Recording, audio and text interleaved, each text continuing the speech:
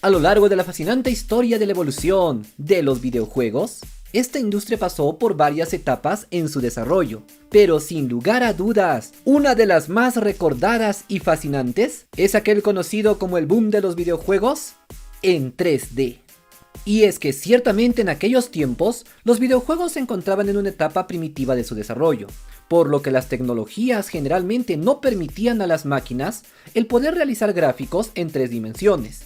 De modo que la mayoría, o mejor dicho, todos los videojuegos que existían en aquellos tiempos eran simplemente videojuegos en 2D. Y es por eso que cuando la tecnología que permitía desarrollar videojuegos en 3D apareció, fue algo que llamó la atención de todo el mercado. De modo que en aquellos tiempos, todas las empresas desarrolladoras querían hacer videojuegos en 3D, ya que era la moda y lo que más vendía. Y de hecho algunos consiguieron pasar sus videojuegos del 2D hasta el 3D, mientras que otros videojuegos fueron un total fracaso en este propósito. Y es por eso que el día de hoy hablaremos de la moda de los videojuegos en 3D, y cómo esto provocó como consecuencia que algunos videojuegos como el Mega Man X7 terminaran fracasando en su diseño. De modo que si estás preparado, esto es la moda de los videojuegos en 3D y el regreso a las 2 dimensiones.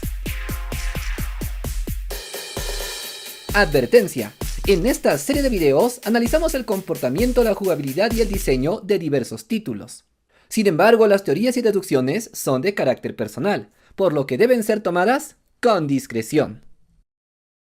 Para comprender correctamente el fenómeno de las 3 dimensiones y cómo esto afectó al desarrollo de varios títulos, incluida la 7ª entrega de la saga de Mega Man X, sería conveniente iniciar primero hablando un poco de la historia del desarrollo del mundo de los videojuegos. Pues en un principio, los videojuegos eran cosas bastante sencillas, algo que la mayor parte de las personas veía por primera vez.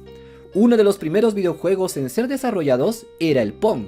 Se trataba de algo bastante sencillo, eran simplemente 2 pequeñas barras que iban rebotando una pequeña pelota en el medio. Era algo así como una competencia entre 2 jugadores, y que no llegaba más allá de eso. Conforme el tiempo pasaba, llegamos a uno de los videojuegos más emblemáticos de toda la industria, y por supuesto me refiero a Super Mario 1. Este videojuego ya fue toda una revolución. Pero si te das cuenta, hasta el momento, todos los videojuegos de los cuales estábamos hablando tenían gráficos y dibujos bastante modestos. Simplemente eran un grupo de píxeles ordenados de cierta manera, y aún así tenían un gran éxito en el mercado. Fue de esta manera como la tecnología iba aumentando y desarrollándose, por lo que muy pronto tendríamos consolas mucho más potentes. Con la llegada de la generación de las consolas de 16 bits, tuvimos un salto gráfico realmente enorme. Consolas como por ejemplo el Super Nintendo permitían a los desarrolladores utilizar una mayor gama de colores y darle una mayor definición a cada uno de sus videojuegos. Un ejemplo de un título de esta generación es el Super Mario World, aquel en el que manejábamos al simpático Yoshi.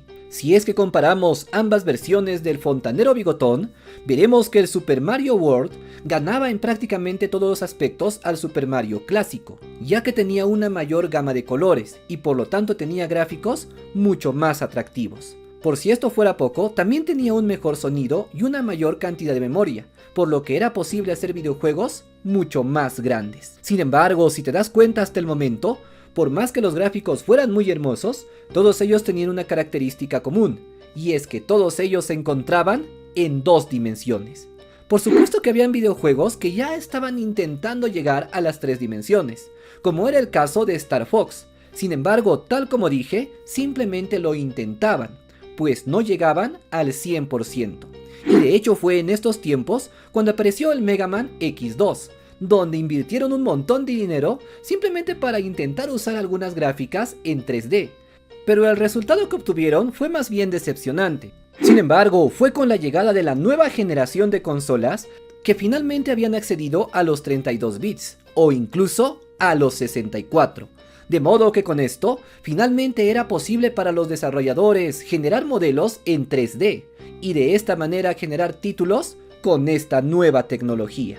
Fue en este punto cuando el boom finalmente explotó, ya que todas las personas deseaban poder jugar un videojuego en 3 dimensiones.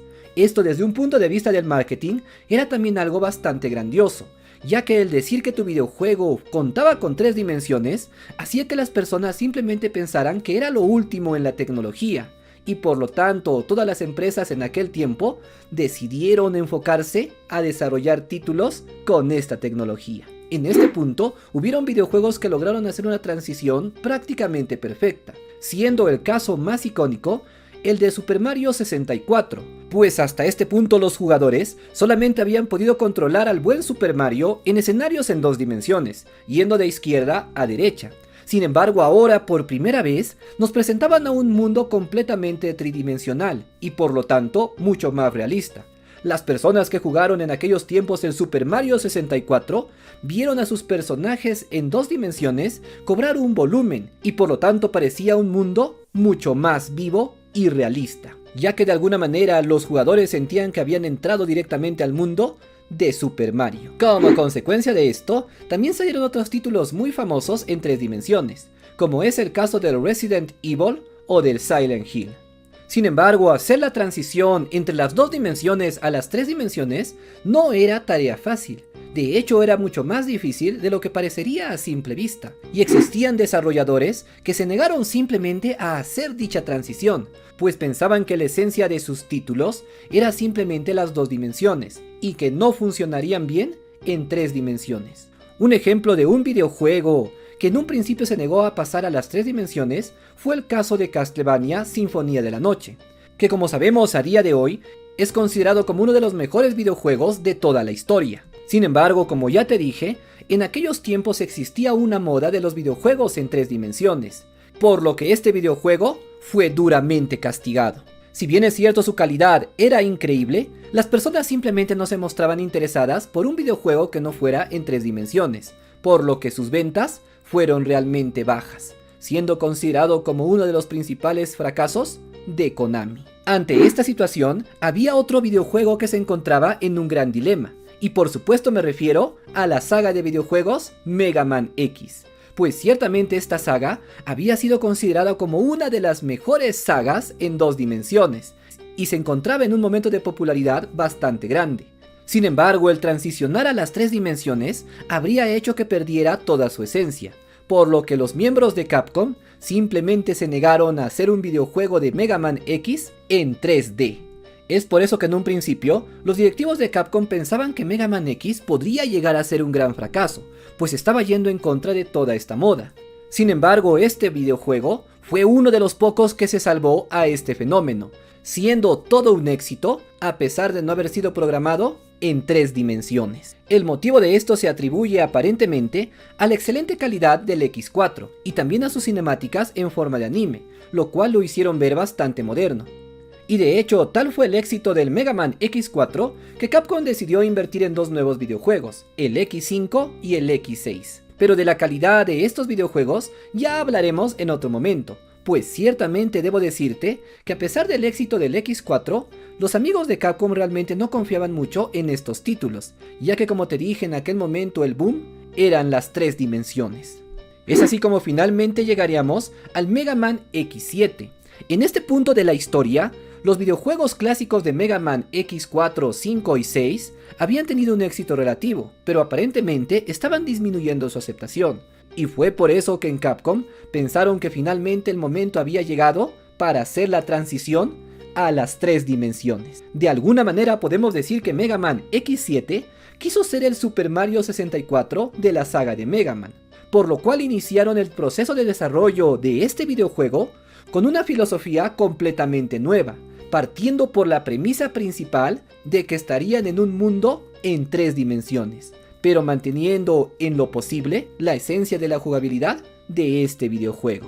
Es de esta manera como los desarrolladores del X7 decidieron conservar los movimientos del Mega Man original, y también su forma de atacar a los adversarios, el cual consistía en lanzar disparos. Sin embargo, disparar a un adversario en un entorno 3D no es igual de sencillo que hacerlo en 2 dimensiones, ya que en este punto tendrás que apuntar bien a los adversarios. No basta simplemente con pararte enfrente y presionar un botón, sino que tienes que calcular exactamente hacia dónde irá el disparo, por lo cual el disparar correctamente a los adversarios es mucho más difícil. Este sería uno de los principales problemas con los que se enfrentaron los desarrolladores del Mega Man X7, Al final, la mejor opción que se les ocurrió fue crear una especie de mira automática. Sin embargo, de alguna manera, esto iba completamente en contra de la filosofía del Mega Man X original, ya que este podía hacer disparos bastante veloces y naturales. Sin embargo, el tener que estar apuntando una mira por cada adversario hacía que el videojuego se sintiera muy diferente. Por si esto fuera poco, Mega Man podía caminar normalmente de izquierda a derecha. Sin embargo, en este nuevo videojuego, él tendría que caminar por un entorno 3D. Pero en este entorno, la velocidad no se siente de la misma manera, por lo que le dieron a X una velocidad inferior, haciendo que pareciera que caminaba más lento. En cuanto a los escenarios del juego, ellos decidieron apartarse de los escenarios de mundo abierto, sino que más bien se inspiraron en escenarios lineales en 3D, como los que eran usados en Crash Bandicoot, y esto provocó que los movimientos de X se sintieran todavía más lentos, ya que en el videojuego anterior, al utilizar el dash, podíamos movernos literalmente muy rápido. Sin embargo, en este nuevo Mega Man X7, los movimientos se sentían aún más lentos y acartonados. Si a esto sumamos algunos detalles dentro de la programación, como por ejemplo que la forma de caminar no se siente tan natural, dieron como resultado un gameplay con una mala sensación. Sin embargo, para este punto del desarrollo, Capcom ya había invertido bastante en este título, por lo que necesariamente decidieron sacarlo a la venta. Y si bien es cierto, el público se encontraba bastante emocionado al poder probar un Mega Man X en 3 dimensiones, esta emoción no duró demasiado, pues en el momento en que lo probaron se dieron cuenta que no se sentía demasiado bien. Pero entonces, ¿cómo habría sido posible hacer un Mega Man X7 en buenas condiciones? ¿Cómo era posible que este videojuego diera un salto hacia las 3 dimensiones de forma efectiva? Pues personalmente creo que una opción adecuada habría sido enfocarse en un personaje melee, como es el caso de Zero. Pues recordemos que en el Mega Man X4, Zero había funcionado bastante bien, y el público había empatizado bastante con este personaje. Si en lugar de inspirarse en escenarios como los de Crash, en los que el personaje simplemente caminaba de frente, se hubieran inspirado en videojuegos como Devil May Cry, en el cual el personaje luchaba a corta distancia con una espada, creo que el resultado hubiera sido muy diferente. Así pues, podemos decir en conclusión que adaptar un videojuego a un nuevo género es un desafío bastante grande, y por lo tanto no es algo tan fácil de hacer. Estoy completamente seguro que los desarrolladores de Nintendo hicieron muchas pruebas antes de llegar al Mario 64, pues en el mundo de los videojuegos no puedes esperar obtener una mecánica muy satisfactoria al primer intento. Tendrás que hacer muchas pruebas y muchos intentos, ir refinando y perfeccionando tu fórmula, y solamente así podrás alcanzar algo como lo que tú deseas. Si te gustó este video, activa la campana, para que no te pierdas ningún video especial relacionado al mundo de los videojuegos. Yo soy Kenel y esto es Videojuegos Indie.